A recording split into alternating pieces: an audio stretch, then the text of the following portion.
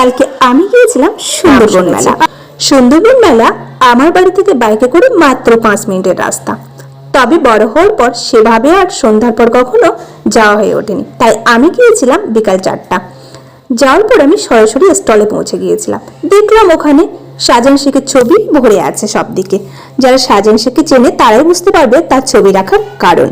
তারপর আমি দেখলাম এখানে ছোলা কাঠ দিয়ে, তাল পাতা দিয়ে বেশ সুন্দর করে ঘর বানানো হয়েছে, স্কুল বানানো হয়েছে। এগুলো বানিয়েছে আমাদের স্কুলের ছোট ছোট স্টুডেন্টরা, বেশ সুন্দর লাগলো। তারপর আমি দেখলাম অপরদিকে বিভিন্ন রকম সবজিও রাখা আছে।